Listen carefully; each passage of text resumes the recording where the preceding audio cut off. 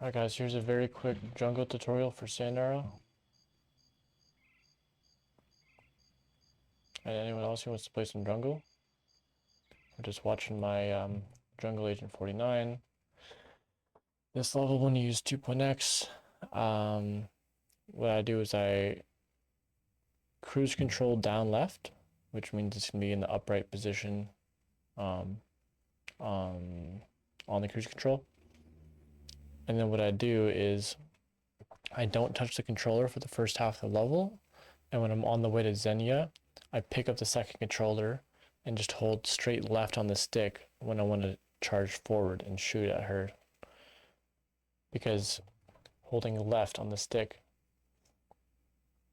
is going to actually, when it's in an upright cruise control, it's going to actually bring it straight to the middle and it goes straight ahead. So anyways, I'm holding just one controller. Just one controller in my hand, holding it for the first half of the level. Perfect control of Bond here. You need to skip the first cinema, watch a second. I'd always recommend this, even on 1.2, because it does save, you know, the smallest amount of time. Like half a tenth or something. It's like 0.06, but it's something. And it also makes setting up easier for the start here.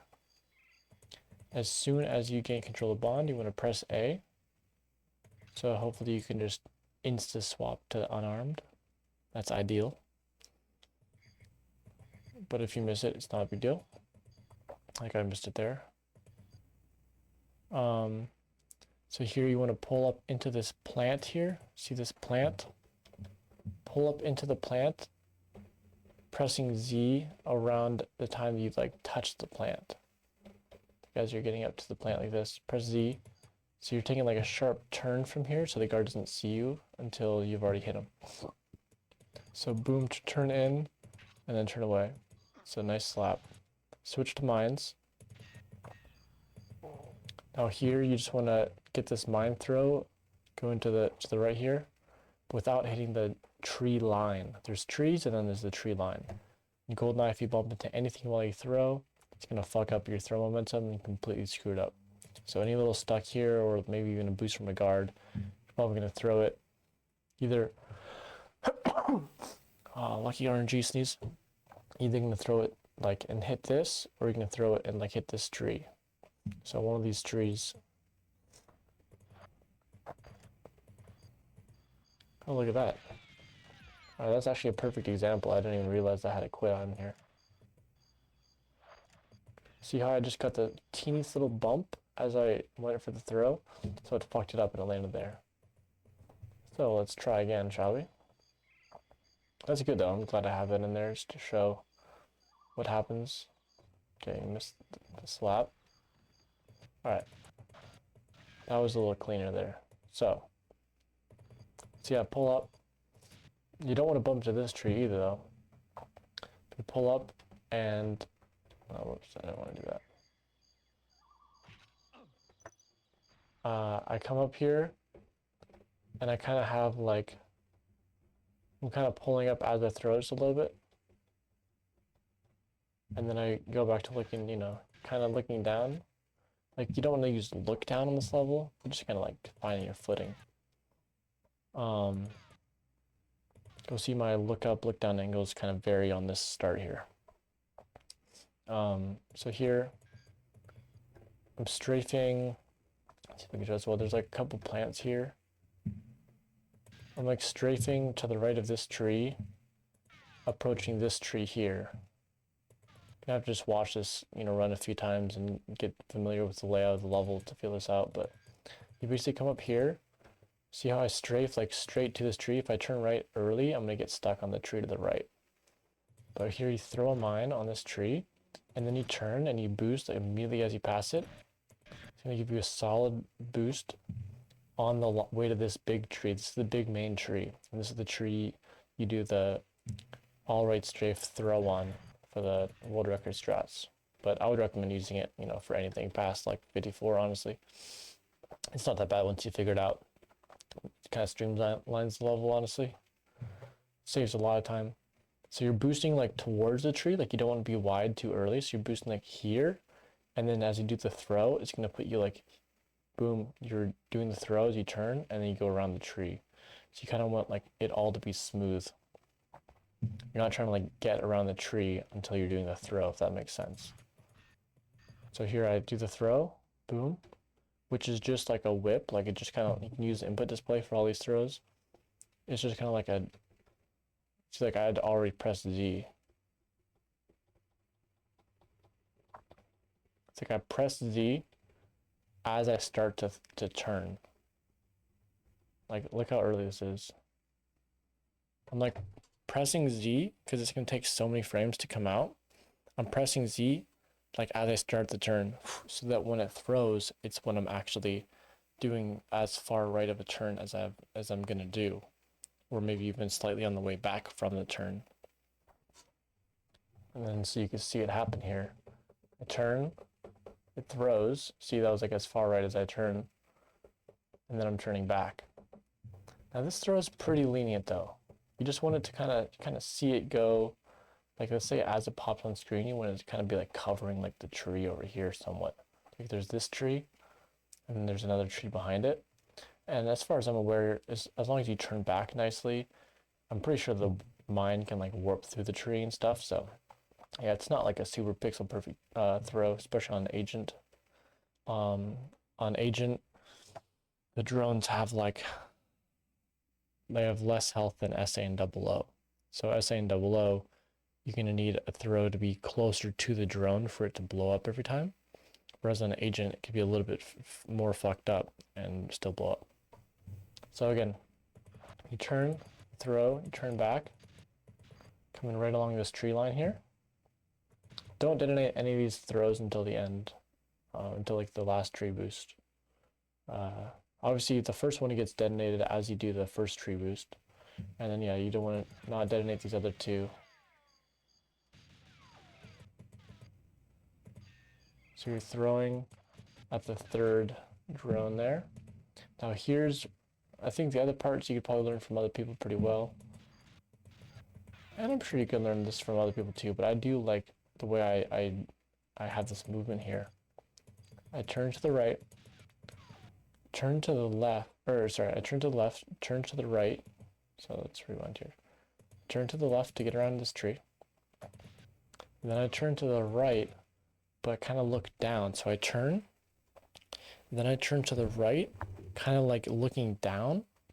Again, not like what we would consider to be like true look down of any sort, but a little bit below planar. So I kind of go down here, and then as I go throw it to the third drone, I go like, so that's like a down right to get into this angle now that you see on the screen, and then up left on the stick, or you know, in my case I use reverse, so as you can see a down left. But basically what you're seeing Bond do is go down right just to get around trees and to strafe nicely, and then a little bit of an up left to throw the mine, just because it's kind of easier to do a throw where you are turning. But if you go far on the stick, it's going to be more precise of like how hard you turn the stick, if that makes sense. If you put it all the way to the end and you have a sensitive stick, you're going to like fucking fly. By doing a little bit of a up left instead of just a full left, it's just going to kind of give you more leniency. You could do like a sharper turn on the stick without it actually translating to like a way too sharp of a turn on the throw. So you'll see what I'm talking about here. So it just kind of helps maneuver around these trees here and just get to like a good looking angle instead of like being stuck on just planar the whole time and just strafing like very robotically. Having this little bit of weird stuff where you're kind of going down, up throw, like stuff like that. I kind of do it all over this start, but especially here's where I really do this. So turn, down right, up left. Now, where are you trying to throw? You're trying to throw this mine more left than you'd think. This is like a decent throw, nothing wrong with it. Probably like pretty perfect, honestly, but you can still go more left and it'll complete. Like a lot of the time, depending exactly on like how early you throw it. But yeah, a lot of time you'll see the mine like seem like it's going over here because the drone's like right here or so. So a lot of time you'll throw like to the right because you think, you know, you want to go like that, and it will just be like way too far to the right. Like to a certain extent, like throwing super far to left, like still blows up the drone. Now, of course, everyone's going to take that differently. So you should, you know, when you fail runs or like you feel like it could be off or you're doing practice runs, you should go back and see exactly where your mines are landing and adjust accordingly. But I would say for most people, it's more left than you'd think because the angle of which you throw it and turn back, it's going to look different than where it's actually going, you know, because you're strafing to the right, you're turning back. It's going to like play like a visual trickery on you. So anyways, I give a little bit of time as well after I throw it, a little bit of time. So I throw early, but I let it keep throwing, like let my momentum stay before I turn back, because if I bump into anything as it's coming out, it'll fuck up. And this is very tricky, as you can see here. You're going here, hitting the throw, and then here without trying to hit this tree line, or this tree. If you hit this tree, that's just going to be just time loss. But obviously, if you bump into any of these things, it's going to fuck up the throw. So yeah, turn just in time to avoid that tree. Then you are hitting this tree. There's like a light plant here. You're getting to that, and then you're doing a turn. You're not turning like into it. Like there's a lot of stuff on the right. All this stuff seems like I could just turn earlier, turn sooner, you know, turn harder or whatever, if you watch a run and you haven't done runs. But as soon as you start doing runs, you'll start noticing why I'm taking these lines and why other people take these lines. Like these things are just barely off of the screen right now, but you basically need to strafe straight to here because there's a tree right to the right. And then once you get to the plant, then that's your cue to turn a little bit. Throw the mine on the tree, boost. Again, you could see me right here. Right after that boost, that is when I go and pick up my 2.x controller. Also, you should be able to hear and feel multiple explosions. Like if you get really good at the level and you play it a lot and you get a good understanding, you should know if you at least got like 2, if not 3. Like you should usually be able to feel if you completed a run. Maybe not on day 1 of jungle, but eventually you should actually be able to tell if this is like even at least just has a chance at a completed run, like because maybe a box blows up or something, but you should be able to feel like a boom, boom, boom. It's like multiple explosions usually, like boom, boom. So it's like usually multiple, especially because usually drones are gonna blow up on different waves. Maybe one of them's right on the mark, blows up instantly. Another one's maybe a little further away. Another one's a little further away than that. So usually there's gonna be some leeway on that. So you're gonna feel them kind of like boom, boom, boom, or like a big boom, boom, boom, and then another boom. So you can at least tell. Like if you, what I'm saying is, if you just don't hear anything, or it's just like a little tit, you're just gonna be like, all right, I must have missed at least 1 or 2 drones. You know, you can go back and check. But yeah. So to a certain extent, just play out runs, but you should be able to tell after like a few days on this level of like if you actually got the drones or not, or if you at least have a chance. Like it's only worth playing out if you think there's a chance once you've developed a feeling for it, you know. If there's like a 0 chance, you might want to like in your learning level, you might want to go back and check out what the hell you missed and what you need to adjust for maybe. So then here you just go and throw the mine on this tree. Again, once you're a pro at the level, you're really not going to want to blow this up yet. It's just going to make it laggier at Xenia, and it's going to make it worse for the ladder warp, because the pro strat is to detonate this mine right before the ladder warp. You can yield to the ladder warp with all the extra lag, and it's like never going to miss pretty good. But this one can't really give you much of a cue. It's just feel. Just have to practice a bunch. You know, you're just throwing it and trying to stick it on the tree. Now the good thing is it's very lenient. It could even land on like the mound here and still blow up the drone. Like you could do like the worst throws, as long as it doesn't miss the tree and go over here, it's usually going to complete, usually. The main thing I'll say with Xenia is strafe longer than you'd think. Strafe, strafe, strafe, then start C-upping. If I had stopped strafing any earlier here, that fucking grenade launcher would have hit me and boosted me, fucked up my line, fucked up my my stun time. Of course, this is like a very pro Xenia here because she was very close. And, you know, it's 49 pace Xenia, but still, you should always be strafing out a little bit. And maybe, like, if she does, like, RCP and she hits you, you know, which isn't going to kill most runs. She, like, hits you once or twice.